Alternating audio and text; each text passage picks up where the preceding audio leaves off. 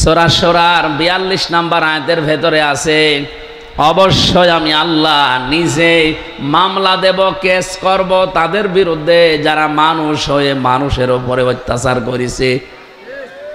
শুধু করেছে আল্লাহ এমন দেননি, ইয়াজলিমুন, এটা মজারে বর্তমান ভবিষ্যৎ, প্রেজেন্ট ফিউচার। আল্লাহ পাক যদি বলতেন ইয়াজলিমুন আল মুসলিমুনা, যারা মুসলমানদের উপরে অত্যাচার করে বা করবে, তাহলে আয়াতটা আমি পড়তাম না। আল্লাহ দিয়েছেন ইয়াজলিমুন আন নাস। বলেন তো হিন্দু কি মানুষ না? আরো জোরে বলেন, খ্রিস্টান মানুষ না? এ পৃথিবীতে মানুষ পদবাচ্চা যারাই বিবেচিত, তাদের উপরে যদি কেউ জুলুম করেন, অত্যাচার করেন, তার অধিকার নষ্ট করেন, আপনি লিখে নিতে পারেন আপনি আল্লাহর মামলার আসামি। আমি তো কোরআনের আয়াতের এই চোখ লাগিয়েছি, বাস্তবে দেখতে পাচ্ছি আমার এই দেশে বহু মানুষ এখন অলরেডি আল্লাহর মামলার আসামি হয়ে বসে আছে। বুঝে বলছেন তো ঠিক নাকি? নিচের ওয়াজ আবার নিচের ওপরে পড়ে না যেন। আপনি টের পাচ্ছেন আমি কি বললাম? এই 1 বছর 1 মাসের ভেতরে বহু মানুষ অলরেডি, 15 বছরে তো জালেমরা ছিলই, এমনকি 1 বছর 1 মাসে অনেকে আল্লাহর মামলার আসামি হয়ে গেছে। আপনি যখনই দেখবেন আপনার দ্বারা মানুষের অধিকার নষ্ট হচ্ছে, তার হক নষ্ট হয়, তার উপরে জুলুম হয়ে যায়, নির্যাতন হয়, আপনি ভেবে নেন, চিন্তা ভাবনা করে বিশ্বাস করতে পারেন যে আপনি আর দুনিয়ার হামজার মামলার আসামি না, আপনি সরাসরি আল্লাহর মামলার আসামি। এবার একটা গোপন তথ্য বলছি, পরিচিত একটা আয়াত বলছি, আপনি দেখবেন একটা তথ্য এখানে আছে, ইন্না মাআল উসরি ইসরা ফাইন্না মাআল উসরি ইসরা। আল্লাহ পাক বলেন অবশ্যই কষ্টের সাথে সুখ, না কষ্টের পরে সুখ? কষ্টের সাথে। যদিও এখন বাংলা আমরা যেগুলো অনুবাদ করা দেখি, এখানে কষ্টের পরে লিখে দিয়েছে, আরবিতে বাদ মানে পরে, এ শব্দটা কোরআনে এখানে নেই। এখানে আছে মা, মা মানে সাথে, সঙ্গে। আল্লাহ জানাতে চেয়েছেন অবশ্যই কষ্টের সাথে সুখ। এতটুকু যদি বাংলা অর্থ হয়ে যেত, সত্যি কথা বলছি, আয়াত নিয়ে আমিও ভাবতাম না। তা আয়াতের ভেতরে গুরুত্বপূর্ণ শব্দ হচ্ছে উসরুন, দেওয়ার আগে আল্লাহ দিয়েছেন এর আগে আলিফ লাম, এটা নির্দিষ্ট, এটা মারেফা। কিন্তু ইসরা দেওয়ার আগে আল্লাহ আলিফ লাম দেয়নি।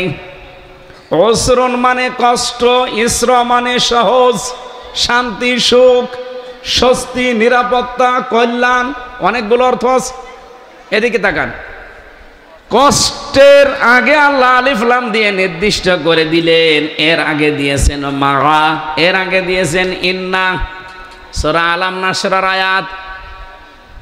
আমি এখান থেকে যেটা বের করতে পেরেছি তাফসীর পড়ে, আপনি একটু মিলান তো দেখেন আপনার জীবনে আবার মিলে যায় কিনা। দুনিয়াতে কোনো মানুষ যদি একটা কষ্ট সহ্য করে, আর এই কষ্টটা যদি হয় আল্লাহর জন্যে, রাসূলুল্লাহর জন্যে, মানবতার জন্যে, আপনার কষ্টটা আপনি পেলেই হবে না। কষ্ট যদি আপনি আল্লাহর জন্য পেয়ে থাকেন, রাসূলুল্লাহর জন্য পেয়ে থাকেন, মানবতার জন্য পেয়ে থাকেন, এই 3টা কারণের যে কোনো একটা কারণে যদি দুনিয়ায় কেউ কষ্ট পায়, তার একটা কষ্টের সাথে সুখ আছে কয়টা? যেহেতু ইসরা এটা অনির্দিষ্ট না কেরা, কমপক্ষে তো 3টা আছে। সর্ব ঊর্ধ্বে আপনি 70টা পর্যন্ত, 700 পর্যন্ত পাবেন। কোরআনে কারীম জানিয়েছে মান জাবিল হাসানাতি ফালাহু আশরু আমসালুহা লিহা। এই পৃথিবীতে কোনো মানুষ যদি একটা ভালো কাজ করে, এই একটা ভালো কাজের জন্য কমপক্ষে তারে 10টা নেকি দেওয়া হয়। একের বদলে কয়? আরো জোরে বলেন। তাহলে এই জায়গায় আপনি একটা কষ্ট যদি সহ্য করেন দুনিয়ার জীবনে, কমপক্ষে দুনিয়া আখিরাত মিলিয়ে আপনাকে আল্লাহ 10টা কল্যাণ, শান্তি, সুখ এটা তো দেবেই। ঊর্ধ্বে যত দেবে এটা আল্লাহর ব্যাপার, নিম্নে এটা দেবেই। এবার আসেন আমরা বাস্তবে নিয়ে যাই, আমার কষ্টটা সত্যিই কি আল্লাহর জন্য হয়েছে? আমার কষ্টটা কি রাসূলুল্লাহর বিধান মানতে গিয়ে হয়েছে? আমার কষ্টটা কি এই দুনিয়াতে মানবতার পক্ষে থাকতে গিয়ে হয়েছে? এই 3 কারণের বাইরে যদি কোনো মানুষ কষ্ট পায়, ওই কষ্টের কারণে যে সে সুখ পাবে, শান্তি পাবে, স্বস্তি পাবে, নিরাপত্তা পাবে, এ কথা কোরআনে নেই। তাহলে দুনিয়াতে কেউ যদি অবৈধ শান্তি পান, একটা সুখ ভোগ করেন, আপনাকে কষ্ট ভোগ করা লাগবে কয়টা? যেন আগামীতে কেউ যেন অবৈধ কোনো সুখ শান্তি দুনিয়ায় আর ভোগ করতে না পারেন, সেই ব্যবস্থা এদেশের মানুষের করা লাগবে। খালি ঠিক বলি চিল্লালেন, কি বললাম, কতদূর বাঁশ গেল টের পেয়েছেন? ঠিক আছে। সুতরাং বাস্তবতা, আমরা নিজেরা অন্যায় করব না, অন্যায় কেউ করবে আমরা বেঁচে থাকতে আমি মেনেও নেব না। হয় অন্যায় বন্ধ হবে, না আমাদেরকে বিদায় করা লাগবে। কথা বলেন না কেন? জুলাই যোদ্ধা যারা আপনি দেখেছেন, তারা প্রশাসনের গলির সামনে দাঁড়িয়ে বলেছিল, হয় মেরে ফেলেন, নাই তো বাড়ি যাব না। এদেশের মানুষ যেহেতু এখন সচেতন, অন্যায় করে জীবনও আপনি টিকে থাকতে পারবেন না। এই জন্য যারা যে কাজে আছেন, কাজটা যেন অবৈধ না হয়ে যায়, যেন জুলুম না হয়। যদি জুলুম এবং অবৈধর ভেতরে পড়ে যায়, আপনি চর্মচোখে দেখতে পাচ্ছেন যে 1 বছরে তো বহু টাকার মালিক হয়ে গেছি, এ টাকা জীবনও আপনার হাতে থাকবে না, এ তো যাবে আর ও নিজের বাবারটাও যাবে। আমার কুষ্টিয়াতে আমার আসনে দেখলাম বহু মানুষে 1 বছরে বহু কিছুর মালিক হয়ে গেছে আল্লাহর নামে। একজনই চাঁদা তুলেছে কয়েক কোটি টাকা, বলেন সুবহানাল্লাহ। আবার মুসলমান চাঁদা তোলার পরে উনি আবার কি করবে, যে রবিউল আউয়াল মাস আরম্ভ হয়ে গেছে, এটা কি মাস? রবিউল আউয়াল মাস আসলেই তো মানুষ নবীজির নামে কি করে, মিলাদ দেয় না? এলাকায় মিলাদ নেই? এই যে মিলাদ দেয়, মিলাদ মানে বেলাদুন থেকে যা এসেছে, এর বাংলা অর্থ হচ্ছে জন্ম বৃত্তান্ত। তাহলে যারা এই এলাকায় বিভিন্ন বাড়িতে মিলাদ দেন, রসুলের জন্ম নিয়ে আলোচনা করেন, এটা খারাপ না, আপনি করেন। কুষ্টিয়াবাসী মিলাদ থেকে যে শিক্ষাগুলো ইতিহাসের কিতাবে আছে, সিরাতের কিতাবে আছে, আপনি আর রাহিকুল মাখতুম পড়েন, সিরাত ইবনে হিশাম পড়েন, সিরাত বিশ্বকোষ পড়েন, নবী রহমত পড়েন, মানবতার বন্ধু মোহাম্মদ রাসূলুল্লাহ পড়েন। আমি প্রায় 13টা গ্রন্থ পড়া শেষ করে এইটা পেয়েছি মিলাদে। মিলাদ যদি কেউ পড়তে চান, দিতে চান, তারে কমপক্ষে 27টা শিক্ষা নেওয়া লাগবে। একটাও নেয় না, আন্দাজে মিলাদ পড়ছে, ইয়া নবী, ভাই যা শুরু হয়ে গেছে। এবার আসেন তো একটা শিক্ষা নিয়ে যাই। এই রবিউল আউয়াল মাসে বিশ্বনবী দুনিয়ায় যেহেতু এসেছিলেন, উনি আসার পরে যেই মহিলার দুধ তিনি পান করেছিলেন, সর্বপ্রথম ওই মহিলার নাম উম্মে আইমান। কি নাম? এ মহিলার দুধ তিনি পান করলেন। দ্বিতীয় নম্বরে এই পৃথিবীতে নিজের মা ছাড়া আর একজন মহিলার দুধ তিনি পান করেছিলেন, তার নাম হালিমাতুস সাদিয়া রাদিয়াল্লাহু তাআলা আনহা। হযরতে হালিমা নিজে মুখ দিয়ে বলছেন, আমি নিজে এসেই তাদের মতো ফুটফুটে সন্তানটাকে বুকে তুলে নিলাম, ডান স্তন তারে দিলাম, সে পান করেছে, বাম স্তনে মুখ লাগিয়েছি, তিনি মুখ বের করে নিলেন। 1 বার 2 বার 3 বার মুখ লাগালাম, 3 বারে তিনি মুখ বের করে দিলেন। চোখের ইশারা দিয়ে আমাকে যেন জানাতে চায়, মা হালিমা জোর করেন কেন? ডান স্তন আমারে দিয়েছিলেন, আমি তো পান করেছি, এটা আমার অধিকার, হক। বাম স্তন আমি জানি আপনার সন্তান আছে আর একটা, তার নাম আব্দুল্লাহ, সেও আমার বয়সী। এ পৃথিবীতে আমি ভাইয়ের হক নষ্ট করার জন্য আসি নাই, এসেছি ভাইয়ের হক দুনিয়ায় ফিরিয়ে দেওয়ার জন্যে। খোকসাবাসী শুধু শোনার পরে ঠিক জি সুবহানাল্লাহ বলার জন্য বলি নাই, কি বুঝলেন বলেন? এখান থেকে যেই নবী মায়ের কোলে বসে ভাইয়ের হক ফিরিয়ে দেয়, নষ্ট করে না, সেই নবীর উম্মত আমরা। যত বড় হচ্ছে, দিন যত যাচ্ছে, ভাইয়ের হক মারার জম হচ্ছে। অনেকে বনের সম্পদ দিতে চান না, বলে এটাও আবার দেওয়া লাগবে। যদিও মাঠেরটা দিয়ে দেয়, বাড়ির সম্পদ দিতে চায় না, বলে ভিটার ভাগও দেওয়া লাগবে। দেওয়া লাগবে মানে তোমারে জন্ম দিয়েছে তোমার বাবা, আর এটাকে ডাউনলোড করে নিয়ে এসেছে। সাহাবায়ে কেরামের জীবন থেকে আপনি বলছি, তারা নিজের সম্পদগুলো নিজেরা যখন ভাগ করত, এই যে মেরাজ বন্টন করত, মাঠের জমি বলেন বাড়ির জমি বলেন, এটা তো দিয়েই দিত। এমনকি খাবার খাওয়ার জন্য যে গ্লাস প্লেট, যে রান্না করার হাঁড়ি পাতিল, এইটা পর্যন্ত ভাগ করে দিয়ে দিত। এরকম মানুষ এই খোকসায় আছে। খালি মাঠের জমি হালকা পাতলা দেয়, তা অধিকাংশ মেরিয়ে দেয়। এই কথা বলে না কেন? এইটা আমি আজ 9 দিন আগে এসেছি মক্কা মদিনা থেকে, প্রায় 25 জন আমরা একসাথে। কয়েকজনের খবর আমার কাছে আছে, পাশের থানা না, এই পাশের জেলা না, ঝিনাইদহ মাগুরা, এখান থেকেও কয়েকজন ছিল। কয়েকজনের খবর আমি নিজে যেহেতু ছিলাম দেখেছি। বনের জমি জাল দলিল করে বা ফাঁকি দিয়ে, তারে না দিয়ে নিজের নামে করে ওইটা বিক্রি করে উনি ওমরায় যাচ্ছে। আর বনকে বলে এসেছে, তোর জন্য কাবা শরীফে দোয়া করে দেবো, যা। ও কিয়ামত পর্যন্ত যদি ওমরা করে, ওর ওমরা কবুল হয়ে বসে আছে। বাংলাদেশে আসা দূরের কথা, জেদ্দার বিমানবন্দরও আসবে না। হ্যাঁ, নামের আগে আপনি হাজী সাহেব উপাধি পাবেন, মানুষ আপনাকে আলহাজ বলে ডাকবে, এতটুকু শেষ। আর আসার সময় ওই জমজমের পানি আর খেজুর নিয়ে এসে মন মতো খাবেন, এই শেষ। কিচ্ছু হয়নি, কারণ জমি যেটা দেননি ওটা দেওয়া ছিল ফরজ, আর যেটা করে এসেছেন ওমরা, এটা ছিল নফল। তামাম পৃথিবীর কতগুলো নফল এক জায়গায় করলে একটা ফরজ হয় না? কথা বোঝেন তো নাকি? এদিকে সরে আসি, আমি কি অন্ধ? তামাম পৃথিবীর কতগুলো সুন্নত এক জায়গায় করলে একটা ফরজ হয় না?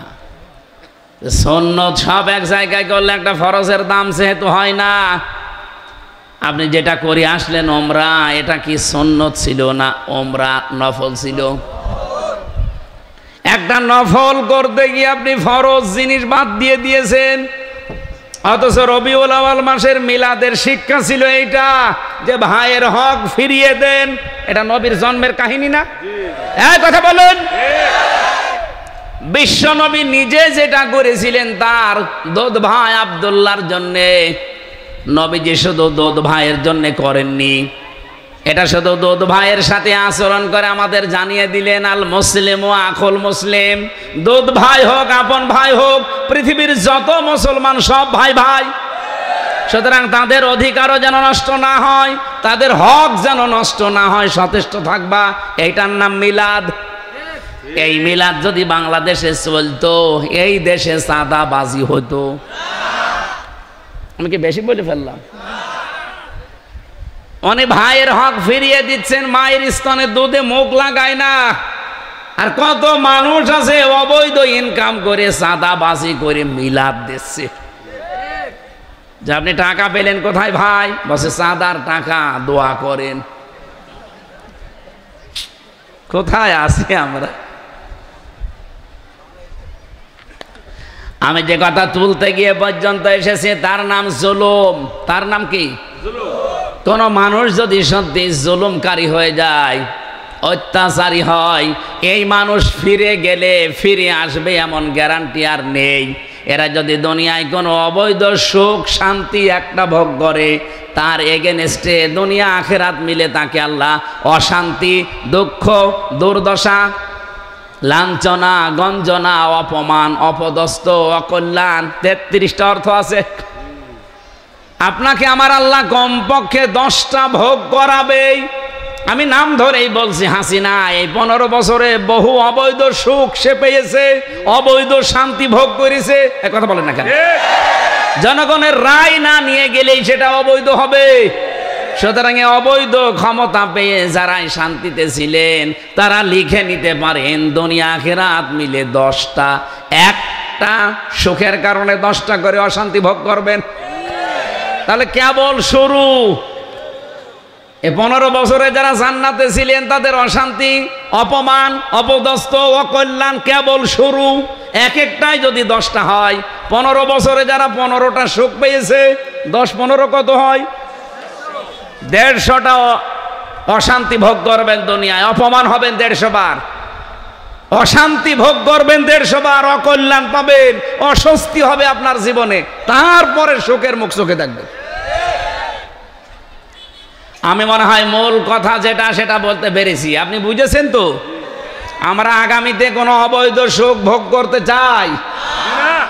আমরা যদি সুখ ভোগ করি, শান্তি ভোগ করি, এটা কার জন্য বলেন তো? আমার যে হাদিস ছিল পড়া, মান আহাব্বা লিল্লাহি ওয়া আবগাদা লিল্লাহি ওয়া আতাআ লিল্লাহি ওয়া মানআ লিল্লাহি ফাকাদ ইসতাকমালাল ঈমান। কোন মানুষ যদি কাউকে ভালোবাসে সেটা যেন আল্লাহর জন্য বাসে, কাউকে যদি আপনি ঘৃণা করেন এটা যেন আল্লাহর জন্য হয়। বলেন তো, আমরা জালেমকে দেখতে পারি না আমার নিজের ব্যক্তিগত স্বার্থে না আল্লাহর জন্যে? বলেন বলেন। কোন মানুষকে আমি যে ভালোবাসি, আল্লাহ বলা, আল্লাহর পথে চলা মানুষকে, এটা কি আমার নিজের জন্যে না আল্লাহর জন্যে?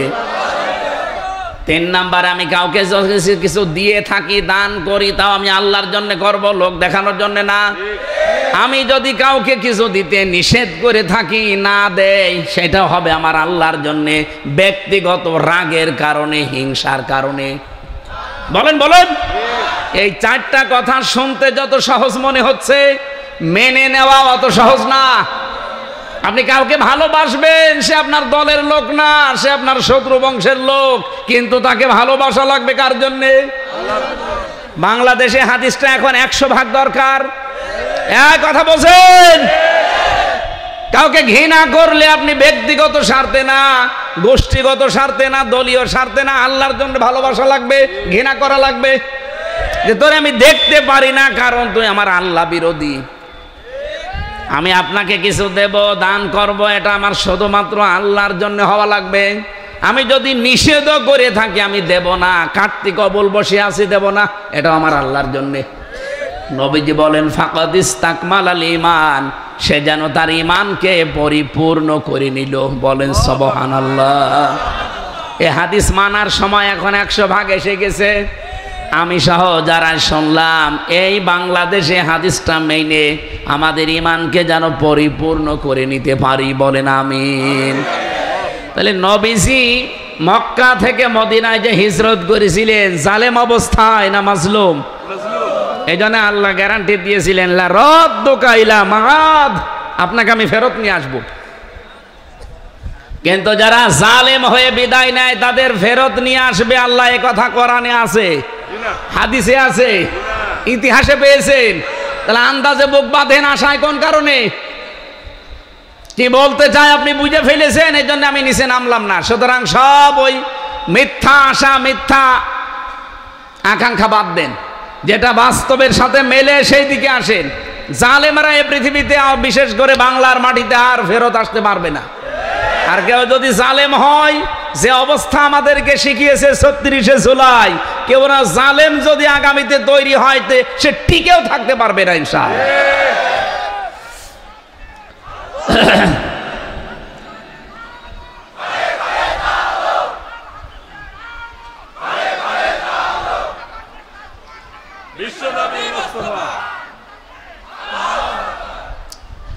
দল মত জাতি বর্ণ ধর্ম নির্বিশেষে আজকের অনুষ্ঠানে এসেছেন আমি জানি। আজকে বহু হিন্দু এখানে আছে। আমি আজকে আসর থেকে মাগরিব পর্যন্ত একটা অনুষ্ঠানে ছিলাম কুষ্টিয়া ত্রিমোহনী। এরপরে গণসংযোগ করার জন্য আমার এই এলাকার মানুষেরা প্রায় 50-60 জন পেছনে নিয়ে গেল। আমার মনে হয় 500 দোকান যদি ওই বাজারে থাকে, 50টা দোকান দাদা বাবুদের হিন্দু পেয়েছি, কারণ তার চেহারা দেখলেই তো বোঝা যাচ্ছে যে হিন্দু। তো এখানে আমার মনে হয় বহু মানুষ এলাকায় যদি হিন্দু বসবাস করে থাকে, তারাও এসেছে কোরআনের জন্য, কারণ কোরআন শরীফ শুধু মুসলমানদের জন্য না। কি কথা বলেন? হাদা বায়ানুল লিন্নাস হুদাল লিন্নাস, মানুষ পদবাচ্চে যারা বিবেচিত তাদের জন্য আল্লাহ কোরআন দিয়েছেন। এই জন্য আপনি যদি মানুষ হয়ে মানুষের উপরে জুলুম করেন, আপনি কিন্তু আর দুনিয়ার মানুষের টার্গেট না, আপনি টার্গেট কার? আপনি সরাসরি আল্লাহর মামলার আসামি। আমরা যেন এরকম দুর্ভাগ্যে পড়ে না যাই, খুব সচেতন থাকা লাগবে। আমার দ্বারা কারো অধিকার যেন, হক যেন নষ্ট না হয়। আল্লাহ মেনে চলার সুযোগ করে দাও, বলেন আমিন। দরুদ সালাম পাঠ করছি কারণ এটা রবিউল আউয়াল মাস। এ মাসটা 1 বছর পরে এসেছিল, দেখতে দেখতে চলেও যাচ্ছে। কিন্তু যেগুলো নিয়ে এসেছিল আমাদের কাছে, আমরা ওগুলো নিতে পারি না। খালি জিলাপি খেচুড়ি আর ইয়া নবী সালাম আলাইকা শেষ। এর জন্য আসে, ওই যে বললাম না, এরকম শিক্ষা দিতে আসে। দ্বিতীয় নম্বরের শিক্ষা হচ্ছে, নবীজি এই মাসে দুনিয়াতে আসার পরে তিনি যেখানেই গেছেন সেখানে আল্লাহ রহমত দিয়ে ভরে দিয়েছেন। হযরতে হালিমা বলেন যে এই গাধা বা খচ্চর নিয়ে এসেছিলাম, এটা নিজেই নড়তে পারে না, আমি আস্তে আস্তে সবার পেছনে পড়ে গেছি। আমি নিজে মক্কা থেকে সেই জায়গায় গিয়েছিলাম 100 কিলোমিটার তায়েফ। এখন তো পাহাড়ে রিং রোড করা, এভাবে ঘুরতে ঘুরতে ওঠা যায়। 1500 বছর আগে হযরতে হালিমা যখন এসেছিলেন তায়েফ থেকে, এই পাহাড়ি এলাকায় এই শহরটা, ওই সময় তো আর রিং রোড ছিল না, সিঁড়ি দেওয়া ছিল না। পাথর ধরে ধরে কত কষ্ট করে এসে আমি আসতে আমার দেরি হয়ে গেছে। সবাই দেখি ধনের দোলাল দোলালি যারা, তাদেরকে নিয়ে চলে গেছে। আমার ভাগে পড়ে আছে একেবারে ওই জীর্ণ শীর্ণ ঘরে, আমেনার ঘরে। আল্লাহর নবীর ঘরের সামনে দাঁড়িয়ে তার দাদা আব্দুল মুত্তালিব দুহাত তুলে হাঁকার দিচ্ছে, আহ্বান জানাচ্ছে। এই ঘরের ভেতরে একটা এতিম মাসুম বাচ্চা আছে, বেশি টাকা কড়ি দেওয়া যাবে না, যার ভালো লাগে পছন্দ হয় তাহলে নিয়ে যেতে পারেন। হযরতে হালিমা বলেন, সর্বশেষ আমি এসে দেখি কেউ আর নেই, সবাই আমার আগেই চলে গেছে। ঘরের ভেতরে প্রবেশ করে দেখলাম একেবারে খালি হাতে ফেরত যাওয়ার চাইতে অন্তত কিছু নিয়ে যায়। হযরতে হালিমা তো সাদিয়া বলেন, আমি তখন মুশরিকা, আমি ঈমান আনি নাই, আমি মুশরিকা, একজন অমুসলিম মেয়ে লোক। আমি আল্লাহ কি রাসূল কি ওগুলো আমি বুঝি না, কারণ আমার কাছে ওই দাওয়াত আসে নাই। অথচ আমি ঘরের ভেতরে প্রবেশ করে দেখি আকাশের চাঁদ যেন আমেনার কোলে ধরা দিয়েছে। দেখতে যেহেতু ভালো লেগে গেছে, স্বামীর সাথে পরামর্শ করলাম যে দেখতে তো ভালো লাগছে, কি করা যায়? নিয়ে চলো। শুধুমাত্র কোলে তুলে নিয়েছি, আমার স্তনে এমনিতেই দুধ ছিল না। তাকে তুলে নেওয়ার সঙ্গে সঙ্গে আমার স্তনে আল্লাহ দুধ দিয়ে ভরে দিয়েছে। আমি বাইরে এসে দেখি আমার স্বামী ছাগল বলে বকরি বলে যেটা, এখান থেকে 2 বালতি দুধ দহন করে নিয়ে আমার সামনে হাজির। জিজ্ঞাসা করলাম, দুধ পেলেন কোথায়? স্বামী আমারে ডাক দিয়ে বলে, হালিমা, কি একটা কেরামতি বুঝলাম না, কিছুক্ষণ আগে যেই বকরির স্তনে দুধও ছিল না, হঠাৎ দেখি তাদের স্তনগুলো দুধে পরিপূর্ণ হয়ে গেছে। আমি কিছু নিয়ে এসেছি, এখনো পর্যন্ত স্তনে দুধ আছে। হযরতে হালিমা বলেন, শুধু আমি তুলতে দেরি, খচ্চরের ওপরে যে গাদা নড়তে পারতো না সেটা এখন দ্রুত গতিতে চলতে আরম্ভ করেছে। বাড়িতে নিয়েছিলাম, আমি নিজে গিয়েছিলাম হালিমার বাড়িতে। এবার ওই বাড়ি এখন নেই, কিন্তু সেই দৃশ্যগুলো মনে হচ্ছে। ওখানে যাবার পরে দেখি আমার খেজুর গাছগুলো মরে শেষ, খেজুর ছিল না। তো মুহাম্মদুর রাসূলুল্লাহকে আমার বাড়ির এরিয়ায় প্রবেশ করাতে দেরি, পাকা পাকা খেজুর ধরতে দেরি হয়নি। গোয়ায় পানি ছিল না, দেখি পানি চলে এসেছে। যতদিন আমার কাছে মোহাম্মদ এই ছেলেটা ছিল ততদিন অভাব কারে বলে আমি চোখে দেখিনি। অভাব আমার আল্লাহ সব দূর করে দিয়েছে।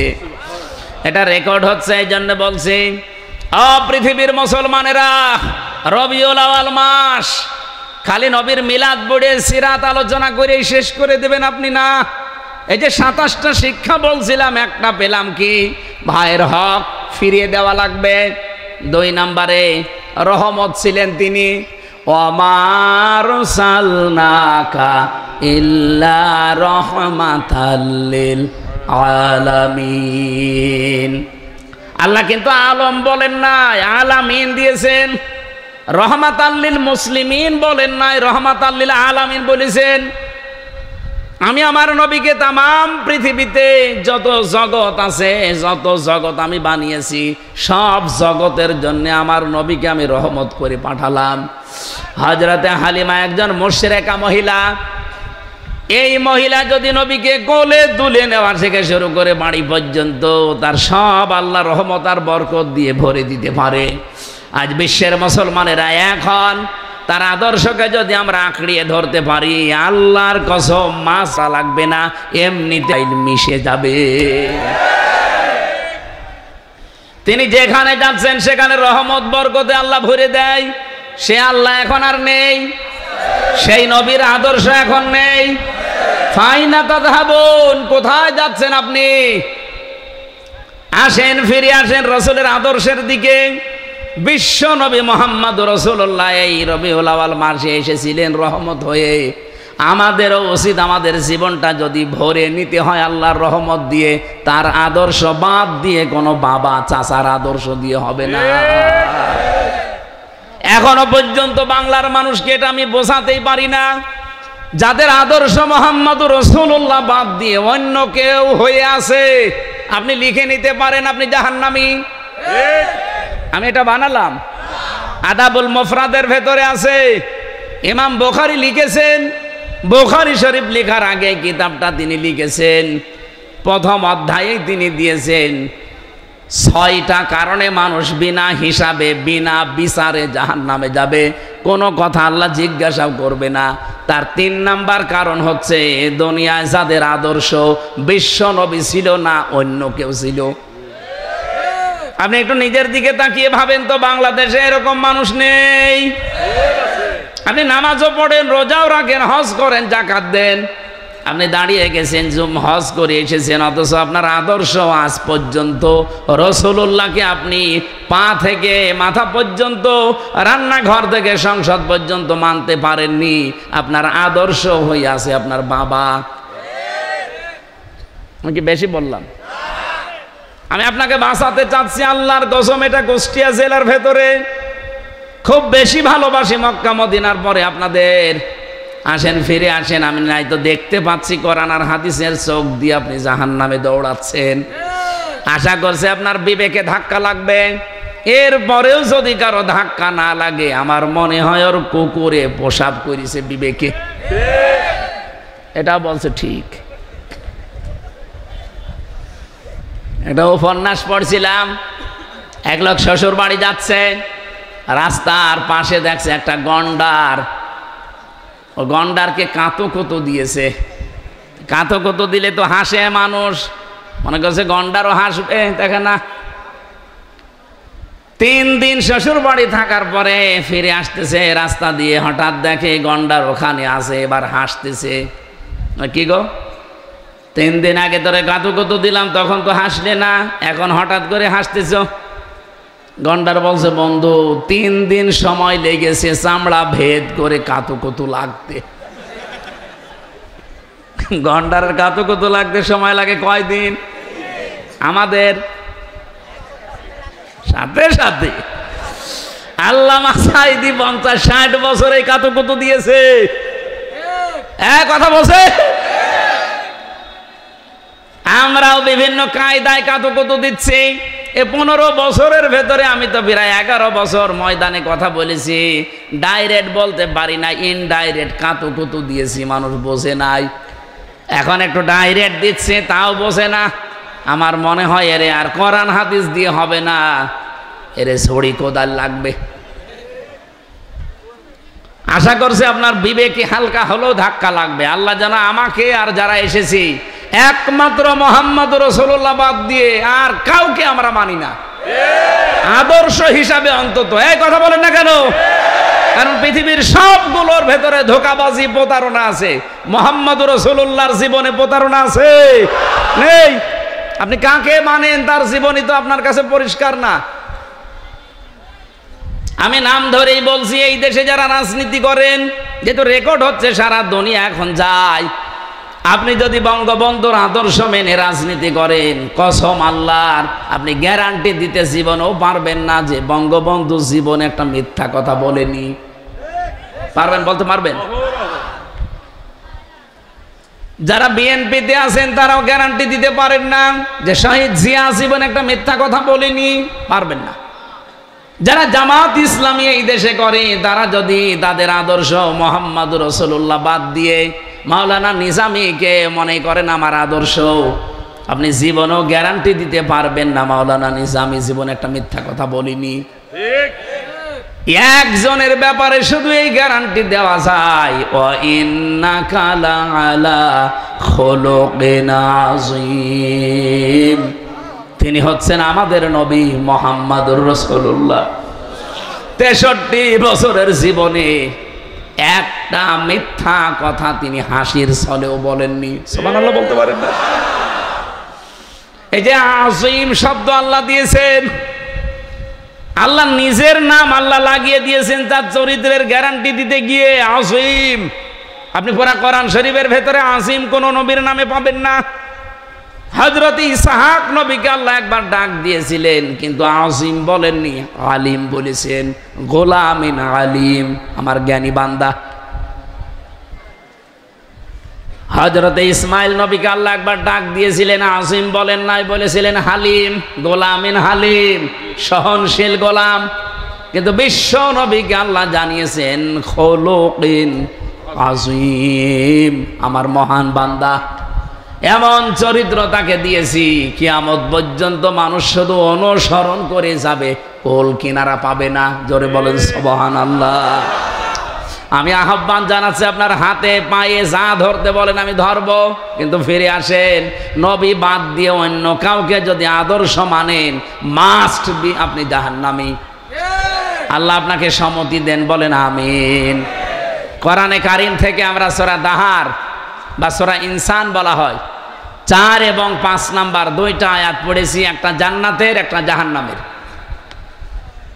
জান্নাত এবং জাহান্নামী মানুষের কিছু শাস্তি এবং কিছু নিয়ামতের কথা আল্লাহ আমাদেরকে শোনাচ্ছেন, আমরা যেন উদ্বুদ্ধ হই এই জায়গায় যাওয়ার জন্যে। সূরা দাহার, এটা মাদানী সূরা।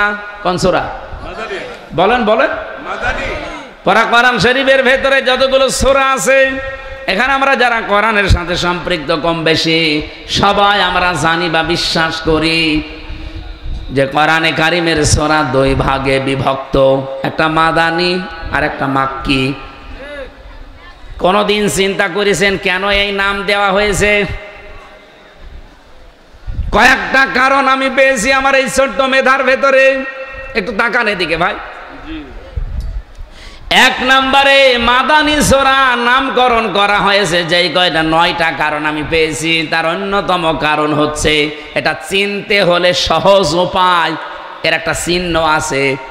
মাদানী সূরা যদি কেউ চিনতে চান, দেখবেন সে তার ভেতরে ইয়া আইয়ুহাল্লাযীনা আমানু আছে, বা ঈমানদারকে আল্লাহ অ্যাড্রেস করেছেন। কিন্তু মাক্কি সূরার ভেতরে ইয়া আইয়ুহাল্লাযীনা আমানু নেই, আছে ইয়া আইয়ুহাল ইনসান বা ইয়া আইয়ুহান নাস। এবার আমার প্রশ্ন, যারা এখানে লেখাপড়া হালকা করেছেন তাদের কাছে একটু খেয়াল করেন তো, 92টা সূরা মক্কা আর 22টা সূরা মদিনায়। এই 92টার ভেতরে কোনো দিন আল্লাহ ইয়া আইয়ুহাল্লাযীনা আমানু বললেন না। কেন বলেননি? ওই সময় কি মক্কায় নবীজি ছিল না? বলেন বলেন। আবু বকর ছিল না? হযরত ওসমান ছিল না? এত বড় বড় ইমানদার থাকার পরেও আল্লাহ ইয়া আইয়ুহাল্লাযীনা আমানু বলেননি, ওহে যারা ইমানের দাবিদার না, বলেছেন ইয়া আইয়ুহান নাস, হে মানব মণ্ডলী। এই মানুষগুলোই যখন মক্কা থেকে মদিনায় হিজরত করে বিশ্বনবী নিজে, আবু বকর সিদ্দিক, হযরত ওমর ফারুক রিদওয়ানুল্লাহি তাআলা আলাইহিম আজমাইন, এই মানুষগুলো মদিনাতে যাবার পরে যখন রাষ্ট্র গঠন করে রাষ্ট্রটা কোরআন দিয়ে চালিয়েছে 10 বছর। কয় বছর? 10 বছর। এই 10 বছরে যতগুলো সূরা 22টা, এই 22টা মাদানী সূরার ভেতরে আল্লাহ উল্লেখ দিয়েছেন 89 বার আছে ইয়া আইয়ুহাল্লাযীনা আমানু, ওহে ইমানের দাবিদার। আমার এই মেধার ভেতরে এই চিন্তাটা এসেছে এই মাক্কি মাদানী সূরার এই ইঙ্গিত, এই যে চিহ্ন সিমটাম, তাদের যে সূচিগুলো দেখে এতটুকু আমি বুঝতে পেরেছি, মক্কায় নবীজি ছিলেন, আবু বকর ছিল, কিন্তু মক্কার দায়িত্বে, রাষ্ট্রের দায়িত্ব ছিল আবু জেহেল। যতদিন পর্যন্ত কোরআনে কারিমের বিধান কায়েম করা না যায়, ওই দেশে যত বড় সুফি দরবেশি বাস করুক না কেন, আল্লাহর দৃষ্টিতে তারা পূর্ণাঙ্গ ইমানদার হতে পারে না। অথচ এই মানুষগুলোই মদিনায় গেছে, মদিনায় যাওয়ার পরে রাষ্ট্র গঠন করে রাষ্ট্র ক্ষমতা নিয়ে তারা কোরআন দিয়ে রাষ্ট্র চালিয়েছে। যদিও মদিনায় ওই সময় ইহুদি ছিল, মুশরিক ছিল, ওই সময়ও নাসারা ছিল, কিন্তু কোরআনের বিধান দিয়ে রাষ্ট্র চলার কারণে আমার আল্লাহ যতবার এবার অ্যাড্রেস করেছেন, বলেছেন ইয়া আইয়ুহাল্লাযীনা আমানু। এই 54 বছরে এখনো পর্যন্ত কোরআনের 500 আইন আছে, একটাও চলে নাই। আপনি যত বড় সফি দরবের আকাশ দিয়ে উড়ে যান, হাজার হাজার মুরিদ আপনার, আল্লাহর কসম আল্লাহর দৃষ্টিতে এখনো আপনি পরিপূর্ণ ইমানদার হতে পারেননি। এই জন্যে আমরা চাচ্ছি এবার জোয়ার যখন অলরেডি উঠে গেছে, আমি তো শুধু খোকসা নিয়ে নেই, সারা বাংলাদেশের 630টা থানায় আমি কম বেশি যাচ্ছি, সারা দেশে আওয়াজ উঠেছে এবার আমরা কোরআনের আইন দেখতে চাই।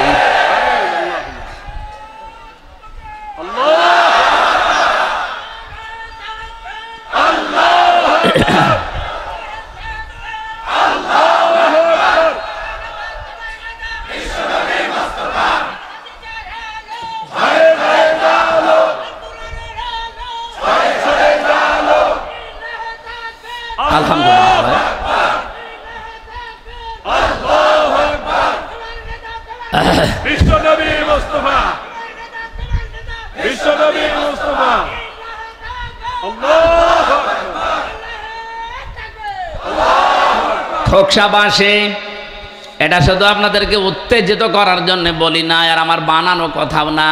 এদেশের রিপোর্ট আসতেছে আন্তর্জাতিকভাবে, 100 জনের মাত্র 15 জন আগে বলতো আমরা ইসলাম চাই এই দেশে। এই 1 বছর 1 মাসের ব্যবধানে এখন 100 জনের 77 জন মানুষ বলছে আমরা এদেশে ইসলাম চাই। এমনি বলছি জোয়ার উঠে গেছে, সারা দেশের অবস্থা এখন ঠিকই। এই জন্য অনেক জালেম মাথা ছাড়া দিয়ে উঠছে, নাড়া ছাড়া দিচ্ছে। আপনি যতই নাড়া ছাড়া দেবেন তত আপনার আযাবুল বুলডোজার নাজিল হবে। 32-33 হবে, শুধু নাড়া ছাড়া বাদ দেন। জোয়ার যখন এসেছে একবার দেখেন না কেন কোরআন দিয়ে দেশ চললে কেমন দেখা যায়, দেখতে মনে চায় না আমাদের? আমি আপনাদের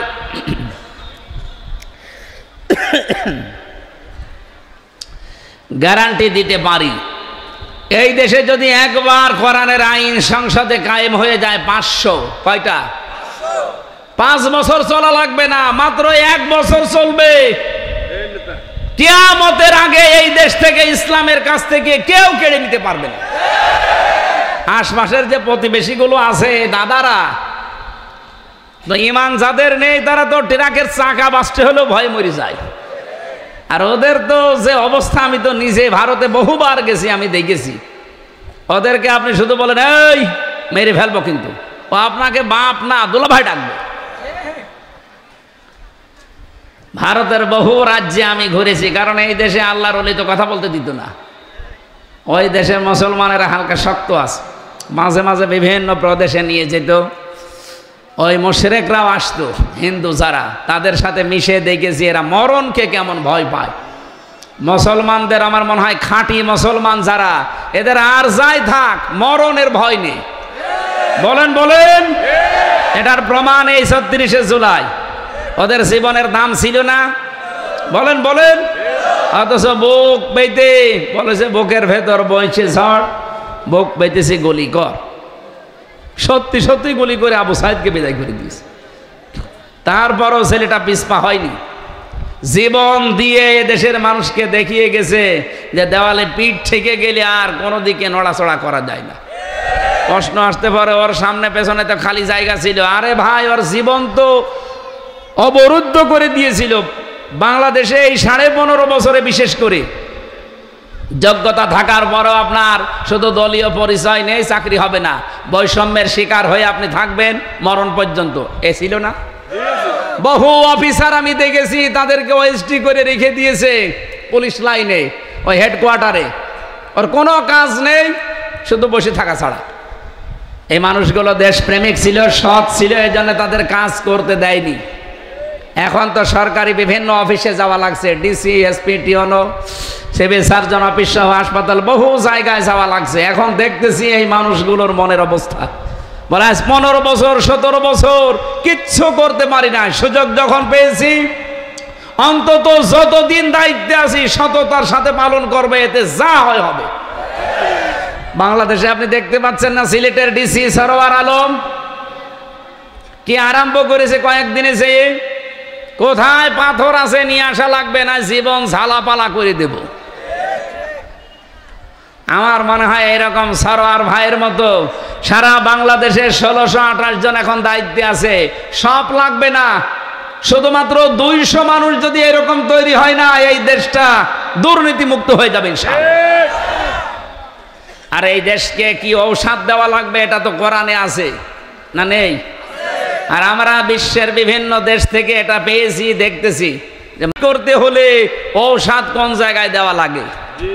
মালয়েশিয়ার মতো একটা দেশ, তারা আজ 21 বছরে দাঁড়িয়ে গেছে। এই দেশ থেকে এখন আমরা যাই, ওখানে রাস্তা ঝাড়ু দেয়, 4 কাপ ধোয়া মোছা করে, রাতের বেলা রাত 1:30, 2টা, 3টা যে দেখি রান্না করছে।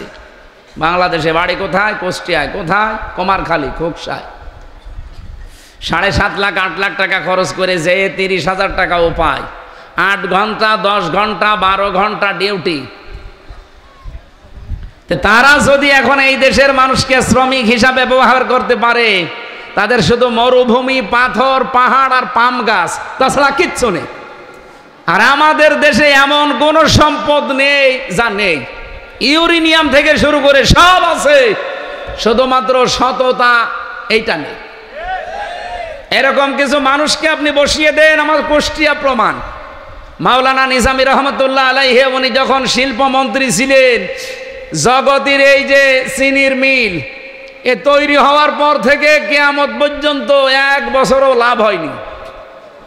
শুধু একবার লাভ হয়েছিল যখন শিল্পমন্ত্রী ছিল মাওলানা নিজামী। তাহলে সৎ মানুষ চেয়ারে বসলে ভাঙ্গা জায়গা থেকেও যে লাভ হয়, এর প্রমাণ পাননি?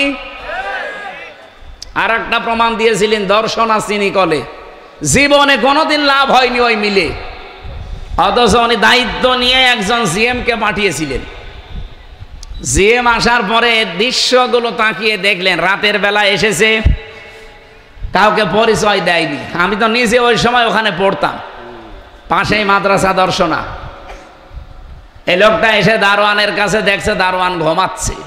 ডিউটি তোর 8 ঘন্টা, তোর 8 ঘন্টায় তো কোনো কিছু বের হয়ে গেলে তোর খবর আছে, তুই ঘুমাস মানে?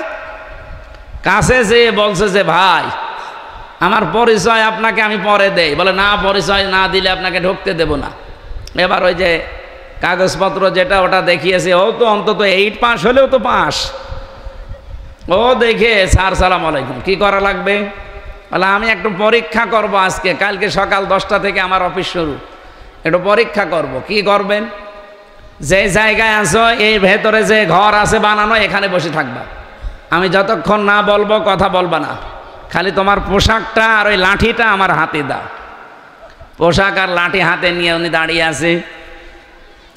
সকালবেলা 10টা পর্যন্ত অফিস শুরু হবে, 10টায়, 10:45 বাজে। 3 নাম্বার যে অফিসার ছিল ওই মিলের, সে আসতেছে, বিশাল জব্বা আমার মতো, দাড়ি বড় বড়, সাদা পাগড়ি মাথায়, গাড়ি নিয়ে ঢুকবে। উনি বাধা দিয়েছে, না আপনি ঢুকতে পারবেন না। আরে দারোয়ানের বাচ্চা ঢুকতে পারবে না মানে? না, আমার চাকরি যদি নাও থাকে আমি আপনাকে ঢুকতে দেব না। ও চাকরি যাবে?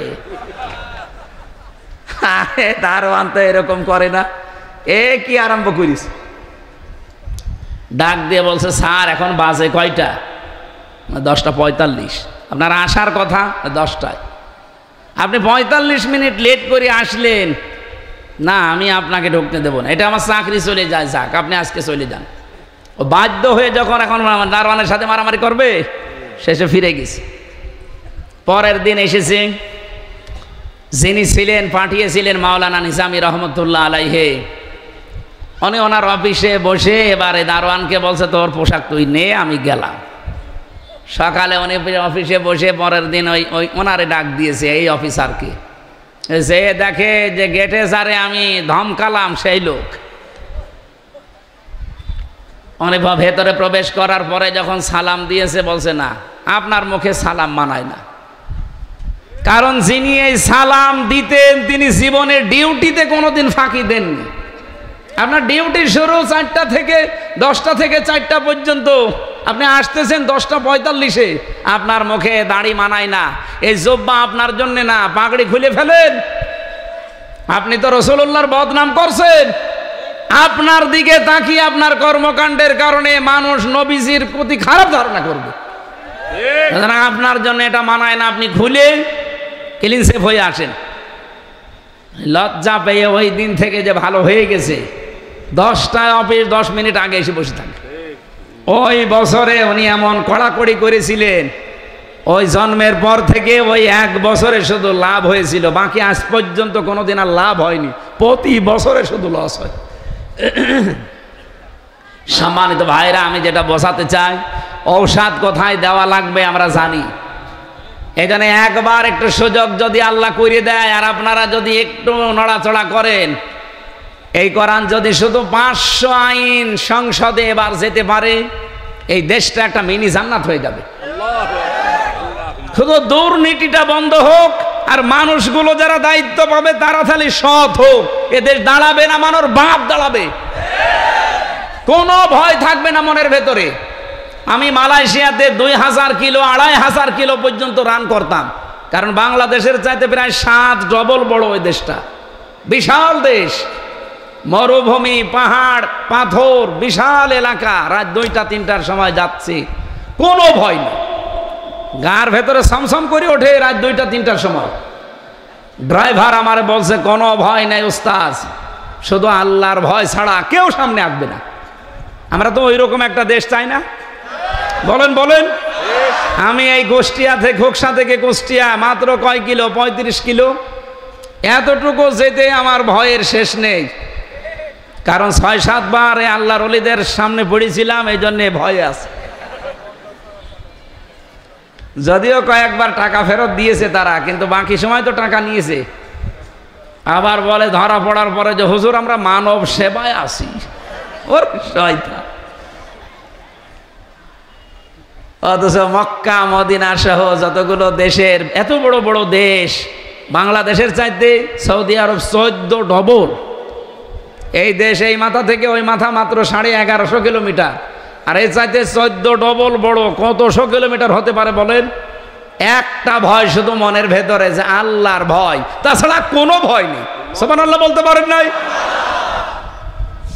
আল্লাহর নবী বলেন, ইদা কানা উমারাউকুম খিয়ারুকুম, হে আমার উম্মতেরা, তোমাদের ভেতরে যারা নেতা হবে তারা যদি তোমাদের সবচাইতে ভালো মানুষগুলো হয়, ও আগনিয়াউকুম সামাহাউকুম, যখন তোমাদের দেশের ধনী মানুষগুলো দানশীল হবে, ওমরুকুম শুরা বাইনাকুম, যখন সব কাজগুলো পরামর্শের ভিত্তিতে করা হবে, ফাজহারুল আরদি খায়রুল লাকুম মিন বাতনিহা, তখন তোমাদের কবরে যাওয়া লাগবে না, এই জমিনটাই তোমাদের জন্য জান্নাত হয়ে যাবে।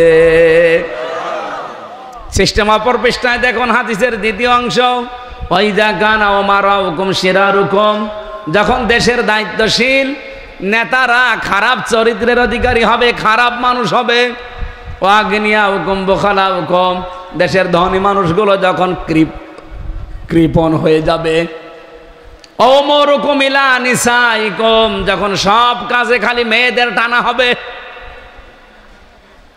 ফাবাতুল আরদি খায়রুল লাকুম মিন যাহরিহা, আমি নবী বললাম তখন দুনিয়ার এই জমিনের চাইতে কবরের জমিনটাই তোমাদের জন্য ভালো হবে। সেই অবস্থা এখন না? বলেন বলেন। আমরা হাদিসের ওই প্রথম অংশটা এবার বাস্তবে সেট করতে চাই বাংলাদেশে। 300 এমপির ভেতরে যদি সত্যি 151 জন কোরআন বুকে নিয়ে সংসদে এবার যেতে পারে, আর প্রত্যেক সংসদ অধিবেশনে যদি আইনগুলো পাশ করতে পারে, আপনি দেখবেন 1 বছরের ভেতরে বাংলাদেশটা মিনি জান্নাত হয়ে গেছে। মারিং কাটিং থাকবে না, চাঁদাবাজি থাকবে না, টেন্ডারবাজি থাকবে না, দুর্নীতির দল থাকবে না। একটা অফিসের নাম বলেন তো যেখানে দুর্নীতি হয় না। কোরআনে কারিমের আজকের আয়াতের ভেতরে আল্লাহ কিছু শাস্তির কথা দিয়েছেন জাহান্নামী মানুষদের, এই কারণে ইন্না আ'তাদনা লিল কাফিরিনা সালাসিলা ওয়া আগলালা ওয়া সাঈরা। এই যে সাঈর, এটা একটা জাহান্নামের একটা নাম। জাহান্নামের যতগুলো স্তরের নাম আছে তার ভেতরে এইটাও একটা নাম, এটা একটা দরজার নাম। জাহান্নাম একটা, জান্নাত একটা, কিন্তু তাদের স্তরের নাম আছে 100টা। আমি পেয়েছি কোরআনের ভেতরে জান্নাতের স্তর 100টা, আর জাহান্নামের স্তর পেয়েছি 17টা। আমরা 7টা জানি আর 8টা জানি, জানেন না এটা? জান্নাত কয়টা? 8টা। জাহান্নাম কয়টা? 7টা। এইটাই আমরা এতদিন জানতাম। কোরআনে কারিমে আমি সূরা হিজরের ভেতরে পড়তে গিয়ে 44 নম্বর আয়াতে পেয়েছি, আল্লাহ রাব্বুল আলামিন বলেন, লিকুল্লি বাবিম মিনহুম জুজুম মাকসুম লাহা সাবাতু আবওয়াব। জাহান্নামের দরজা 7টা। জাহান্নাম কয়টা? একটা। জাহান্নামের দরজা 7টা। দুনিয়াতে যে যে ধরনের অপরাধ করে আল্লাহ পাক তাকে ওই ধরনের দরজা দিয়ে প্রবেশ করায়। আজকের যে দরজা তার নাম সাঈর। এই দরজা দিয়ে সর্বপ্রথম প্রবেশ করবে তারা যারা কাফের। কি? আর কাফের কি? এখানে যারা চাষ করে খান, কৃষক, জমি জায়গা যারা চাষ করেন, তাদেরকে কিন্তু আরবিতে কাফের বলা হয়। কি আরবিতে কি বলে? আরবিতে তাদের কাফের বলা হয়, বাংলায় চাষি বা কৃষক বলা হয়, ইংরেজিতে ফার্মার বলে। জিনিস কিন্তু একই। এখন যদি আপনি সৌদি আরবে বাস করে চাষবাস করে খান, আপনাকে ফার্মার বলবে না, কৃষক বলবে না, চাষি বলবে না, বলবে কাফের। কেন? যারা চাষ করে খায় এই মানুষগুলো কি করে যে তাদের কাফের বলা হয়? তারা জমিনের ভেতরে বীজগুলো বপন করে উপরে মাটি দিয়ে ঢেকে দেয়। এ কথা বলে না কেন? এই পৃথিবীতে যেই মানুষগুলো আল্লাহর কোন বিধান জানার পরে গোপন করে রাখে, চেপে রাখে, জানতে দেয় না, এগুলো এক প্রকার কাফের। আর বাংলাদেশে এই কাফের বেশি। কে জানে না সম্পদের যাকাত দিতে হয়? কে জানে না বলেন? অথচ 100 জনের 98 জন দেশে যাকাতকে জরিমানা মনে করে। তাহলে যাকাত জানার পরও যারা গোপন করে রাখে, চেপে রাখে, ঢেকে রাখে, এরা আরবিতে কি? আল্লাহ আয়াতে দিয়েছিলেন, ইন্না আ'তাদনা, অবশ্যই আমি প্রস্তুত করে রাখলাম, লিল কাফিরিনা, কাফেরদের জন্য, সালাসিলা, শৃঙ্খল, ওয়া আগলালান, বেড়ি, ওয়া সাঈরা, জ্বলন্ত আগুন। এই যে সাঈর নামে যে জাহান্নামের আগুন, এখানে আমার আল্লাহ কয়েক প্রকার মানুষকে দেবেন, আমাদের ভেতরে আছে কিনা আমরা দেখতে চাই। 1 নম্বরে আকালু লাউ কুন্না নাসমাউ আও নাকিলু মা কুন্না ফি আসহাবিস সাঈর। জাহান্নামের ফেরেশতারা জিজ্ঞাসা করবে জাহান্নামে কেন আসলে? সাঈর নামক জাহান্নামের জ্বলন্ত আগুন, এটা কুণ্ডি আগুনের কুণ্ড কেন আসলে এখানে? যত মানুষ জাহান্নামে যাবে তারা এক বাক্যে বলবে যে দুনিয়ায় আমরা আমাদের কমন সেন্স যেটা ছিল, বিবেক যেটা ছিল, এটা আমরা কাজে লাগাইনি, আর আমরা শোনার পরেও না শোনার ভান করে থাকতাম। ও বাংলার মুসলমানেরা বলেন তো, আয়াতের সাথে আমাদের জীবন অনেকের মেলে না মেলে না? তাহলে আমরা অনেকেই জাহান্নামে সাঈরে অলরেডি বাসিন্দা হয়ে গেছি, শুধু মরব আর জাহান্নামে সাঈরের আগুন আল্লাহ কবরে লাগিয়ে দেবে। দ্বিতীয় নম্বরের দিকে তাকান, আমি কোরআন থেকে কোট করে করে বলছি, বানানো কথা না। ইন্নাল্লাযীনা ইয়াকুলুনা আমওয়ালাল ইয়াতামা যুলমান ইন্নামা ইয়াকুলুনা ফি বুতুনিহিম নারা ওয়া সায়াসলাউনা সাঈরা। বলেন আল্লাহু আকবার। এটা সূরা নিসার 11 নম্বর আয়াতে আছে, 10 নম্বর আয়াতে আছে, 4 নম্বর পারার 17 নম্বর পৃষ্ঠা 14 নম্বর লাইনে পাবেন। রব্বুল আলামিন বলেন, নিশ্চয় যারা এতিমের মাল খাচ্ছে এবং খাবে, একুলুনা এটা মোজারে, বর্তমান ভবিষ্যৎ, প্রেজেন্ট ফিউচার, এখন যারা খাচ্ছেন ভবিষ্যতেও যারা খাবে, জুলুম করে ফাঁকি দিয়ে অন্যায়ভাবে ফাইল আটকিয়ে অনেকে এতিমের মাল খায়। এখন বলেন উনি তো আর এতিম না, না আমার নিচে যারা দায়িত্বে আছে সব আমার কাছে এতিম। এক কথা বলেন না কেন? একটা রাস্তার বাজেট হয়েছে 100 টাকা মন্ত্রণালয় থেকে, আপনাদের এই মালিক গ্রামের এই রাস্তাটা মনে করেন 100 টাকা বাজেট হয়েছিল। এই টাকাটা এখানে পর্যন্ত আসতে 97 টাকা আল্লাহর ওলিরা সব খেয়ে ফেলে, 3 টাকা দিয়ে রাস্তা বানায়। রাস্তার দায়িত্বে যিনি ছিল, আমি কথা বলেছি তার সাথে, এই লোকটা আমারে বলছিল, হুজুর আমরা তো রাজনীতি করা মানুষ, এদেশে রাস্তার ব্রিজের জন্য যত বাজেট আসে এই সচিবের সাথে আমি কথা বলে দেখলাম, উনি বলছিল মাত্র 3 টাকা খরচ হয়, আর 97 টাকা ওখান থেকে এই মেম্বার পর্যন্ত সব পেটের ভেতরে ঢোকায়। এই যে যা বাজেট হয়েছিল এদেশের জনগণের বাজেট না? বলেন বলেন। তাহলে এই জনগণগুলো ওই 1628 জন মানুষের কাছে এতিম না? বলেন বলেন। এই এতিমের মাল যারা এতদিন খেয়েছেন, আল্লাহ বলেন ইন্নামা ইয়াকুলুনা ফি বুতুনিহিম নার, ওরা যেন পেটের ভেতরে জাহান্নামের আগুন ভর্তি করেছে। ওদের পেট যতই সুন্দর দেখতে মনে হোক, আল্লাহর কসম পেটের ভেতরে মানুষের সম্পদ, এতিমের সম্পদ, জনগণের সম্পদ যারা খেয়েছেন, আপনি বিশ্বাস করতে পারেন ওগুলো আগুন। এতটুকু আল্লাহ শেষ করেননি, ওয়াসায়াসলাউনা সাঈরা। সিন দিয়েছেন কোন সেন্টেন্সের আগে, সিন সাউফা কদ লাম এরকম 13টা শব্দ আছে, যদি কোনোটা আসে বাংলা অর্থ দাঁড়ায় খুব তাড়াতাড়ি। তার মানে যারা এতিমের সম্পদ ভক্ষণ করেন অন্যায়ভাবে জুলুম করে ফাঁকি দিয়ে, আপনি শুধু মরতে দেরি, নামাজি হন, রোজাদার হন, হাজি হন, কবরে আল্লাহ জাহান্নামে সাঈরের আগুন লাগিয়ে দেবে। আল্লাহ আমি সহ যারা শুনলাম আমাদেরকে এই 2টা অপরাধ থেকে বাঁচাও। এরকম 5টা অপরাধের কথা আছে এই সাঈরে যাওয়ার জন্য। এর পরের আয়াতে আল্লাহ দিয়েছেন, ইন্নাল আবরার ইয়াশরাবুনা মিন কাসিন কানা মিজাজুহা কাফুরা। অবশ্যই যারা আবরার, আবরার মানে আমার কুষ্টিয়ার কমারখালীর আবরার ফাহাদ না, আবরার শব্দের শাব্দিক অর্থ নেককারগণ। যারা দুনিয়া আল্লাহর দৃষ্টিতে নেককার হতে পারবে, এই মানুষগুলোর জন্য আল্লাহ একটা পান পিয়ালা রাখবেন, মিন কাসিন কানা মিজাজুহা কাফুরা, তার সাথে আল্লাহ কাফুর মিশ্রিত করে দেবেন। এমন একটা নদীকে কাফুর বলা হয়, এই যে মিন কাসিন কানা মিজাজুহা কাফুরা। আল্লাহ কাফুরের ব্যাখ্যায় আমি ইবনে কাসির থেকে বলছি, এমন একটা নদী আপনাকে আল্লাহ দান করবে, যেই নদী যেখানে ইচ্ছা সেখানে আপনি সাথে করে নিয়ে যেতে পারবেন। আমাদের কুষ্টিয়ার গড়াই নদী তো এরকমই, যেখানে বলবো সেখানে চলে যাবে। বলেন বলেন। সুতরাং এমন একটা জীবন গঠন করার আহ্বান জানাচ্ছি।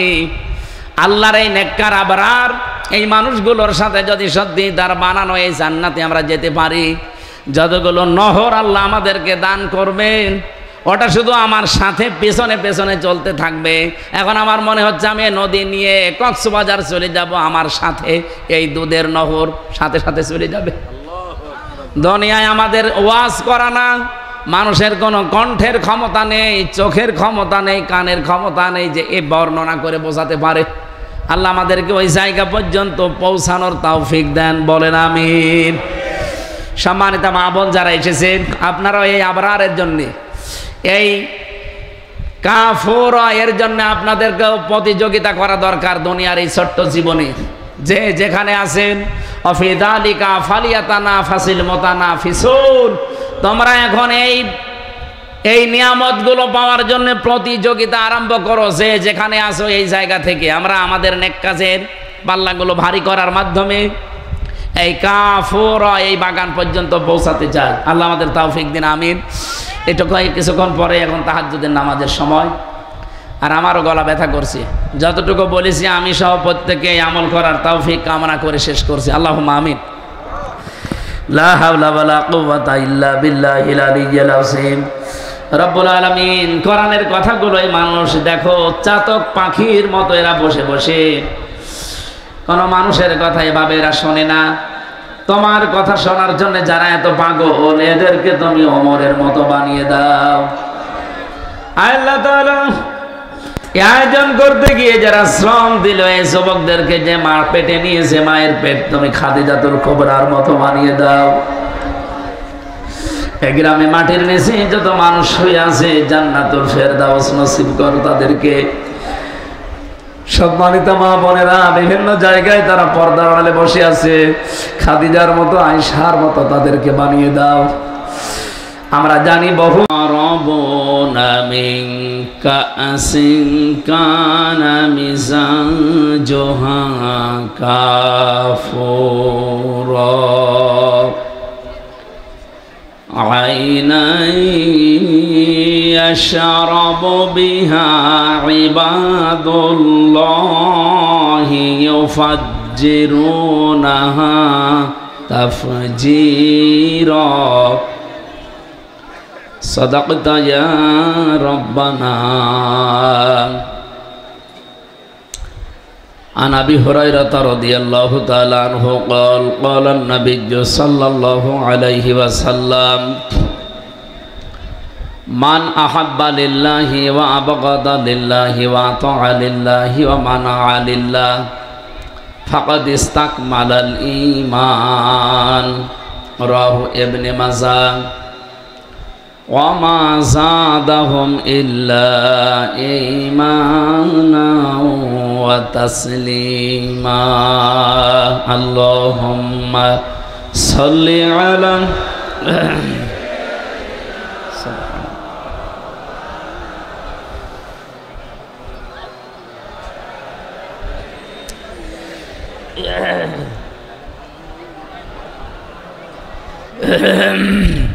বালাগাল উলা বিকামালিহি। চা আছে না লাল চা? লাল চা আছে। কাশাফাদ দুজা বিজামালিহি হাসানাত জামিউ খিসালিহি। সাল্লু আলাইহি ওয়া আলিহি। রেখো না মনেতে ভয় বান্দা খোদার, দূর হয়ে যাবে বাধা সব। তোমার আমার এক মালিক আছেন আমাদের রব। আলহামদুলিল্লাহ।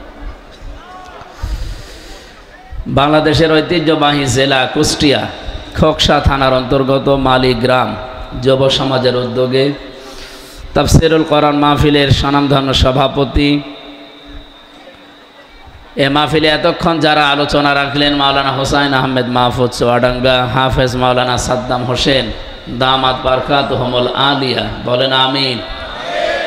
আর ফিরিয়ে নিয়ে আসে, এটা আল্লাহর ওয়াদা। সূরা কসসের 85 নম্বর আয়াতে এটা আছে। এই কথা বলেন কেন, কি আশ্চর্য! হট, ইয়ার কি করে মনে হচ্ছে আমার সাথে? কথা বলা যাবে না ভাই, হয় বাড়ি চলে যান, নাই তো দাঁড়িয়ে থাকেন, বসে থাকেন, কি করবেন দেখেন, কথা বলবেন না। এখানে উঠে বসতে পারছেন না 10-12 জন? আসেন, যারা আসেন ভেঙে যাবে, তাহলে আর আসার দরকার নেই। একটু কষ্ট করেন, 1 ঘন্টা 10-15 মিনিট মতো বলবো। ভাই, আমার শরীরের অবস্থা এবং একটা চাপ মাথার ওপর আপনারা জানেন। সারাদিন সেই ফজরের পর থেকে রাত 8টা পর্যন্ত মানুষের পেছনে এই ঘোরাঘুরি করা, এতে কত কঠিন কাজ এখন নিজে টের পাচ্ছে। আসলে বাস্তবতা অনেক কঠিন।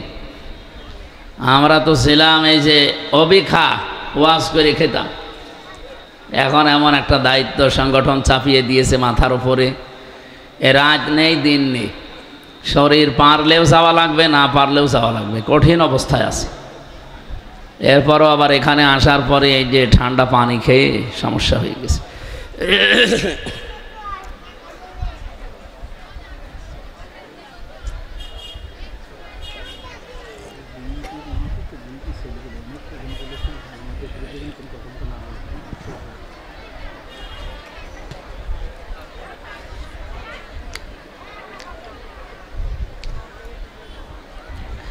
ইন্নাল্লাযী ফারাদা আলাইকাল কুরআনা লারাদ্দুকা ইলা মাআদ, এটা কোরআনের আয়াত 20 নম্বর পারায় আছে, সূরা কসস 85 নম্বর আয়াতের প্রথম অংশে আল্লাহ জানিয়েছেন অবশ্যই কোরআনের আইন মানা ফরজ।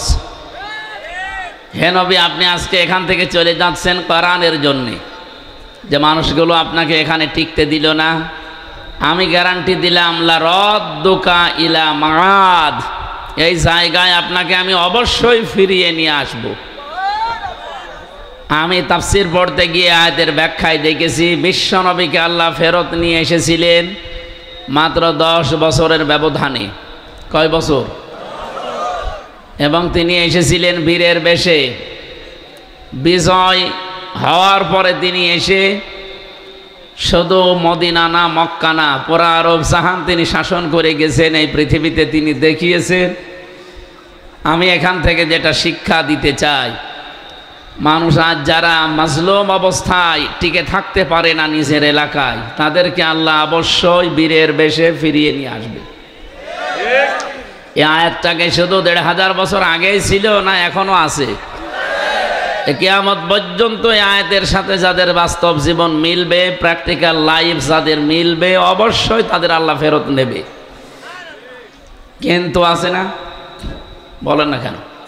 কি কিন্তু? কি কিন্তু? কোন জালেম যদি বিদায় নেয়, ও কিয়ামতের আগে আর ফিরে আসে না, এটা ফাইনাল। আপনারা জানেন 511 বছর হয়ে গেল। 511 বছর আগে একবার পালিয়েছিল লক্ষণ সেন, ওই এখনো আজ পর্যন্ত ফিরে আসেনি। ও আর ফিরে আসার সম্ভাবনা আছে? ও কোথায় আছে? শ্মশানে। আমরা এই কয়েক বছরের ভেতরে যাদেরকে পালিয়ে যেতে দেখলাম, একটাও কি আজ পর্যন্ত ফিরে এসেছে? তাহলে আমাদের যেটা গেল তারে নিয়ে যারা আশায় থাকেন যে না আপা আসবে, তাহলে কোরআন শরীফ তো মিথ্যা হয়ে যাবে। কারণ আপা তো আর মাজলুম হয়ে যায়নি, গেছে জালেম হয়ে। এ পর্যন্ত ঠিক আছে। যারাই পালিয়ে যায় আপনি দেখবেন একটাও মাজলুম যেগুলো গেল আমাদের সামনে, এর আগে ইতিহাস তো বাদ দিলাম, অধিকাংশগুলোই জালেম না মাজলুম? সব জালেম। ওইদিকে আশরাফ ঘানি, এরপরে এই যে কয়েকদিন আগে গেল যেটা আসাদ, বাশার আল আসাদ, আমাদের এটা নাম নেওয়া কেমন যেন লাগে, মহিলার নামও নিতে চাই না। যারাই গেল এগুলো আর আসতেছে না, আর আসবেও না। সুতরাং এই আশায় গুড়ে বালি আপনারা ধান্দা বাদ দেন।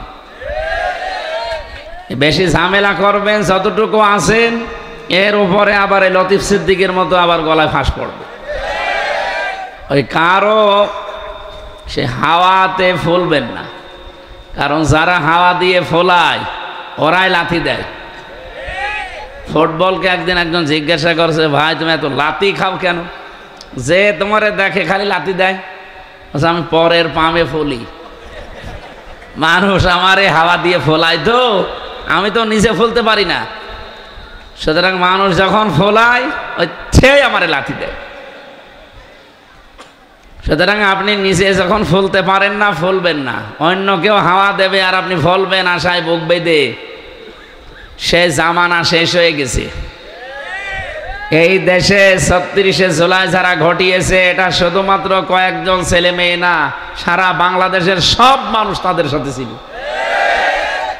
এমনিতেই ছোটখাটো কোনো বিষয় নিয়ে মনোমালিন্য হতেই পারে, কিন্তু এ বিষয়ে একমত দেশে যারা সত্যি জালেম ছিল, যারা অন্তত ৩,২32 জন মানুষ অলরেডি হত্যার সাথে জড়িত, 40,000 মানুষ এখনো হাসপাতালের বেডে বাড়িতে কাতরাচ্ছে, এখনো অনেক ঘাস শুকিয়ে যায়নি। আর আপনি আন্দাজে আশা করেন কি করি? আপনি কি মরে গেছেন?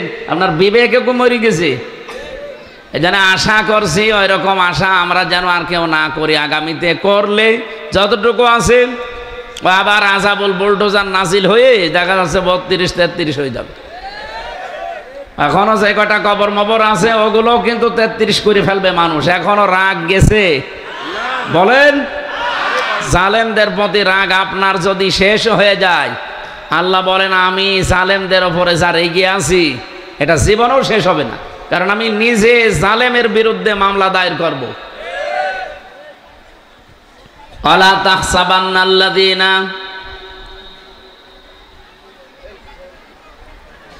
ইন্নামাস সাবিলু আলাল্লাযীনা ইয়াযলিমুনান নাস ওয়া ইয়াবগুনা ফিল আরদি বিগাইরিল হক ইলা আখির আয়াত। কুষ্টিয়াবাসী, যে কথাটা তুলছিলাম আপনাদের সামনে, তাহলে আপনাকে কষ্ট পাওয়া লাগবে ওই 3টা কারণে, তাহলে দুনিয়াতে আপনি মাস্ট বি 10টা শান্তি, সুখ, কল্যাণ পাবেন। আখিরাত মিলে কত পাবেন এটা আল্লাহ ভালো জানে, আমি জানি না। দ্বিতীয়বার দেখবেন আয়াতটা আল্লাহ আবার রিপিট করেছেন, ফাইন্না মাআল উসরি ইসরা। কিন্তু মানুষ যদি এই পৃথিবীতে একটা শান্তি পায়, সুখ পায়, কিন্তু এই সুখটা যদি হয় অবৈধ সুখ, তার একটা অবৈধ সুখ ভোগ করার কারণে দুনিয়া আখিরাত মিলে আল্লাহ তাকে কমপক্ষে 10টা অশান্তি, অকল্যাণ, অপমান, অপদস্থ এর ভেতরে তাকে ফেলবেই। কে বুঝলেন বলেন তো এখান থেকে এই 2টা আয়াত? আপনি যদি অবৈধ কোনো সুখ ভোগ করেন দুনিয়ায়, তাহলে একটা সুখের কারণে কমপক্ষে 10টা লাঞ্ছনা, গঞ্জনা, অপমান, অপদস্থ, অকল্যাণ এগুলো আপনার জীবনে ভোগ করা লাগবে 10টা। এর উপরে কত আছে আমি জানি না, আল্লাহ জানে। এবার আপনি বাস্তবে বাংলাদেশের সাথে মিলান, বহু মানুষ এই দেশে অবৈধ সুখ ভোগ করেছে বিভিন্ন ক্ষমতার মসনদে বসে। সুখটা তাদের বৈধ ছিল না, কারণ আপনি সুখ বৈধভাবে ভোগ করতে হলে মানুষের স্বীকৃতি লাগবে। অন্তত অন্য 54 বছরের অন্য হলো বাদে দিলাম, এই 3 টার্মে যেহেতু আমি নিজে উপস্থিত, আমার 18 বছর থেকে আমি যদি ভোট দিতে পারতাম, এখন আমার 33 বছর, আমি 3 বার অন্তত ভোট দিতে পারতাম। আমি তো একবারও পারি নাই, আমার বয়সী যারা তারাও পারে নাই। এক কথা বলেন না কেন? সুতরাং এই যে হাজার হাজার প্রায় 4 কোটির উপরে আমার বয়সী মানুষ এখন এই দেশে, 18 কোটি মানুষের প্রায় 4 কোটি আমার এই বয়সের মানুষ এবার নতুন তারা ভোট দেবে। বলেন এই মানুষগুলো আমরা যেহেতু পারি নাই, আমার বয়সী যারা তারাও তো পারে নাই, কিন্তু ক্ষমতার চেয়ার কি বসেছিল? আরো জোরে বলেন, যারাই ছিল তারা কি ক্ষমতার এই চেয়ারে বসে কোনো সুখ পায়নি, কোনো শান্তি পায়নি? পাইছে মানে এক একজনের 620টা বাড়ি। সেদিন কোন দেশে যেন ছিলাম, সিঙ্গাপুরে না মালয়েশিয়া, যেন এক শয়তান দেখি নিচে বসে বসে চা খাচ্ছে। ও দেখে আমি চিনে ফেলেছি। নিচে নেমে বললাম, কি এখানে কেন? বলছো, হুজুর আমি আগেই পালিয়েছি। আপনি পালালেন কেন? আপনার না 620টা বাড়ি। সেই সমস্ত বাড়ি তো এই দেশেও আছে, মালয়েশিয়াতে তার সাহেব পাড়া আছে, সিঙ্গাপুরে বানিয়েছে বিভিন্ন ফ্ল্যাট কিনে কিনে, নিজে থাকে না, সব ভাড়া দেওয়া, তালা লাগানো। বলছে না আমরা এখন ওই সাহেব পাড়ায় যেতে পারি না, বাংলাদেশের 20 লক্ষ মানুষ এই দেশে কাজ করে, যদি আমার এভাবে প্রকাশ্যে খোলামেলা দেখতে পাই পিটিয়ে ভর্তা বানিয়ে ফেলবে। এই জন্য চুরি করে আসি, কেউ জানে না। আপনি আমার জন্য দোয়া করেন। দোয়া ওজনে দোয়া আসে? ওজনে কি আসবে? বদদোয়া। একটা বাড়ি আমার বাবার আমি থাকতে পারি না, 6 মাস থাকি রাস্তায় রাস্তায়। আরো 620টা বাড়ি বানিয়েছে শয়তান। ও থাকবে কবে? ও কিয়ামত পর্যন্ত হায়াত পেলেও তো এত বাড়ি থাকা সম্ভব না। কি আপনি চিন্তা করেন তো, একটা বাড়িতে আমার দাদা গেছে বিদায় হয়ে, বাবা গেছে, এখন আছে, আমিও আছি, তাই থাকতে পারি না। 1 বছরে 12 মাসের প্রায় 6 মাস রাস্তায়, 2-3 মাস বাইরের দেশে, আর এই বাকি সময়টা বাড়ি থাকা। একটা বাড়িতে এত পূর্বপুরুষ বিদায় নিল, আমিও চলে যাব। আর কি শান্তি পেয়েছে চেয়ারে বসে। 620টা বাড়ি বানিয়েছে, একটাও থাকতে পারে না, সব তালা লাগানো। এ দেশের বিভিন্ন জায়গায় যেগুলো বানিয়েছিল জনগণ সব গুড়িয়ে দিয়েছে। আর বাইরের দেশের যেগুলো, ওগুলো ভাড়াও কেউ নেয় না, কেউ জিজ্ঞাসা করলো মার খাবে। এমন কঠিন কষ্টে আল্লাহ তাদেরকে রেখেছে। আমার নিজের দেখা, এক একটা হোটেলে থাকে 20,000, 50,000, 1 লাখ টাকা ভাড়া। মর এবার জমানো টাকা দিয়ে কয়দিন চলবেন এভাবে জেলখানার মতো? বাইরে তো আসতে পারেন না, একটা ঘরের ভেতরে 24 ঘন্টা আপনার তালামালা। আমারে রেখেছিলেন ফাঁসির কন্ডেম সেলে, তালা লাগানো। আপনিও আছেন প্রায় কন্ডেম সেলেই, শুধু ভালো খাবার পাচ্ছেন তাই। আমারে মোবাইল দিতেন না, খাবার দিতেন না ভালো, আর আপনি ওইগুলো একটু পাচ্ছেন। এই বাকি আমি যা ছিলাম আপনি ওই রকমই আছেন। আমি যে কথা এই কোরআন থেকে নিয়ে আসতে চাই, যেহেতু কোরআনের কোনো কথা মিথ্যা নেই, 100 ভাগ সত্য না 98 ভাগ? 100 ভাগ।